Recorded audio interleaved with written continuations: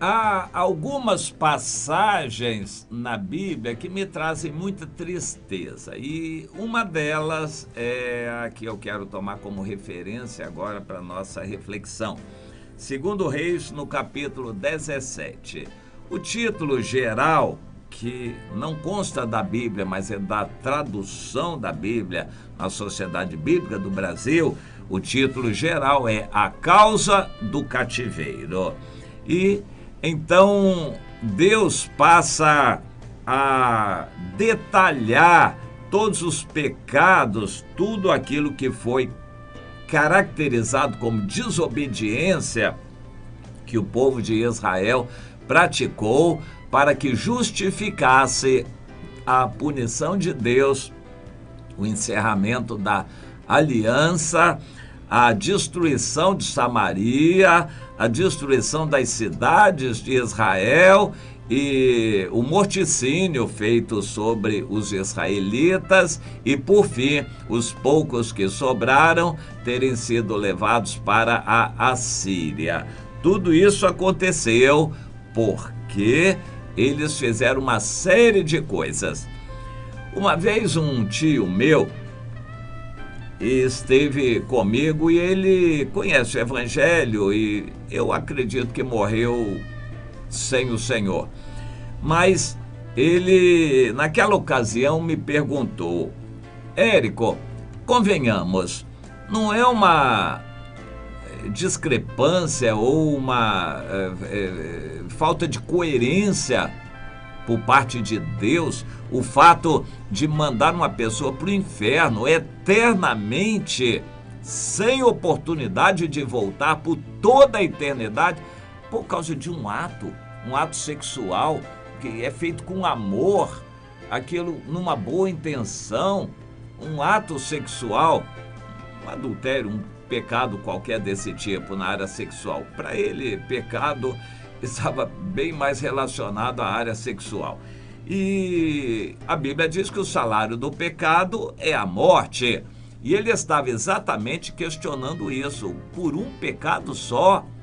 Um pecado que às vezes é feito com boa intenção, um ato que é feito com amor entre duas pessoas, isso vai trazer uma condenação eterna. Não é uma desproporção, foi o termo que ele usou, uma desproporção. Eu pensei, orei a Deus: Senhor, o que eu vou falar para ele? O que eu vou dizer para ele agora, Senhor? E pensei, fui falando devagar: olha, tio, quando uma pessoa for para o inferno, certamente não vai ser por um ato só desses. A Bíblia diz isso, que um ato basta para condenar. Mas eu disse para ele isso: quando uma pessoa for para o inferno, não vai ser só por um ato desse, vai ser porque a vida inteira ela rejeitou o Senhor. Um ato pecaminoso basta para condenar a pessoa. Mas o pior é que a pessoa passou a vida inteira sem querer o Senhor. Isso sim vai ser o pior. E ele pensou, mudou de assunto, não continuou mais naquele diapasão. Eu creio que Deus me inspirou para falar a verdade. O que Deus diz aqui em 2 Reis 17 é que Israel errou e pecou em todas as áreas e rejeitou todas as oportunidades de perdão que Deus oferecia. Há crentes que estão vivendo assim uma vida rebelde, não querem crescer, vão à igreja, mas não querem ler a Bíblia. Eles leem, mas não querem obedecer, não se arrependem, não mudam de atitude, não perdoam outras pessoas. Eles insistem em continuar uma vida carnal sem querer crescer. São crentes, mas continuam insistindo em não querer crescer. Eu acho muito perigosa essa situação. Na minha teologia, no entendimento que eu tenho da Bíblia, eu não vejo salvação para o crente carnal. Segundo uma teologia tradicional, existem 3 tipos de pessoas: o homem espiritual, que evidentemente vai ser salvo, o homem natural, que não entende as coisas do Espírito, que vai ser condenado por causa de seus pecados, e o crente carnal, que segundo eles vai ser salvo também, apesar de ser carnal. No meu entender, o crente carnal não vai ser salvo. Ele é crente, mas vive na carne. Ele crê, mas não obedece. Para mim, uma pessoa sem fruto vai ser cortada, morno, vai ser vomitado da boca do Senhor. Não terá salvação. E é muita gente, uma grande maioria hoje dos crentes está enquadrada nessa categoria de crentes carnais que, no meu entender, não vão ser salvos. E eles passam a vida inteira na igreja, resistindo ao Espírito Santo de Deus, abafando o Espírito Santo de Deus, não confessando os seus pecados, não mudando de vida, não crescendo espiritualmente. Eu creio que isto é suficiente para condenar uma pessoa. Nas palavras do próprio Senhor Jesus, pessoas vão querer requisitar direitos adquiridos pelo fato de terem sido crentes. E o Senhor vai dizer: não, eu nunca te conheci. O que você praticou condena você. Você creu no coração. E muitos vão dizer: Senhor, mas eu criei, eu preguei, eu fiz milagres, eu levei o teu nome, eu evangelizei outros. Mas o que você praticou condena você. No meu entendimento, a maior parte dos grandes do mundo evangélico não vai ser salva. Eles pregam, conhecem a Bíblia como gente grande, mas não praticam. O que eles praticam é carnalidade, amor ao dinheiro, à comida, ao luxo, à vaidade, à fama, à glória humana, à política, aos interesses humanos. Isso é o que eles praticam. Pelo que eles praticam, no meu entender, de acordo com as palavras do Senhor Jesus, eles serão condenados. Essa situação aconteceu com Israel. Então eu vou ler alguns versículos nos quais o Senhor encaixa aqueles israelitas. Eles deixaram o Senhor, temeram a outros deuses, edificaram para si altos em todas as cidades, cometeram ações perversas para provocarem Deus a ira, queimaram incenso aos ídolos, serviram a esses ídolos. O Senhor advertiu a Israel e a Judá por intermédio de todos os seus profetas e videntes, mas eles não deram ouvidos aos profetas, se tornaram obstinados, rebeldes, teimosos, de dura cerviz, rejeitaram os estatutos e aliança, desprezaram os mandamentos de Deus.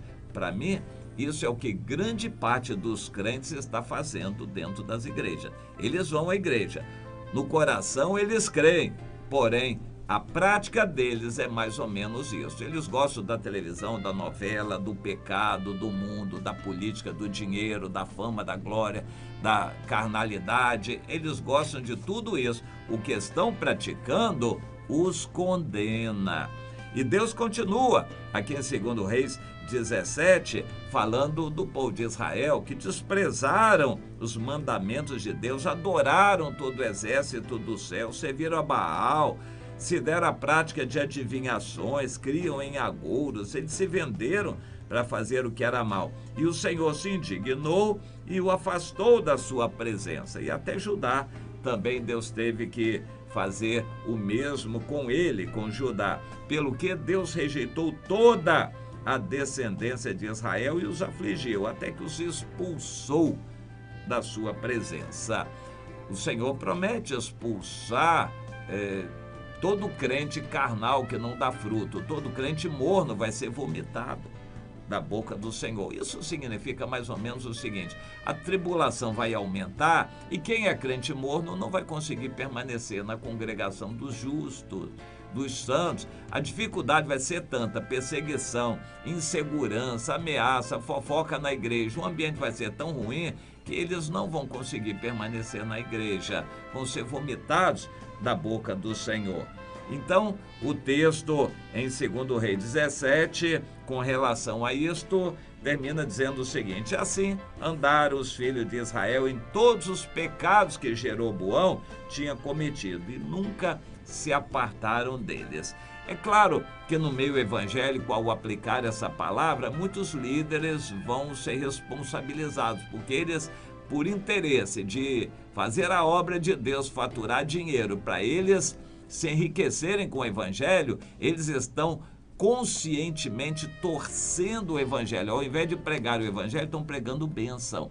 Estão pregando campanhas disso e daquilo, para que as pessoas deem dinheiro. Eles não estão pregando a santificação, nem ensinando a obediência. Eles estão pregando a bênção em troca do dinheiro, a barganha. Esses líderes vão queimar no inferno, o que eles estão torcendo o evangelho. João Batista já trouxe a palavra de Deus: líderes, endireitai o caminho do Senhor. E então Deus agiu com Israel, e o que aconteceu com Israel é exemplo para nós. Está escrito lá na Bíblia, é exemplo para nós. O apóstolo Paulo deixa isso bem claro.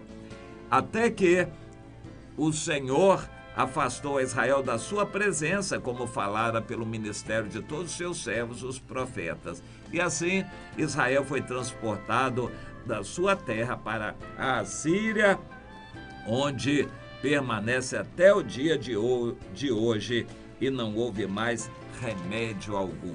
Assim termina esse texto falando do juízo de Deus com relação a um povo que foi escolhido, mas que pela sua prática foi rejeitando a Deus por completo, rejeitando a obediência, rejeitando ouvir a voz de Deus, até que se condenou por completo. Tudo isto está registrado para o nosso proveito, para nós entendermos essa situação e o alerta que pesa sobre nós. Meu irmão, minha irmã, se você é crente que não tem dado fruto, que não está crescendo espiritualmente, tome cuidado.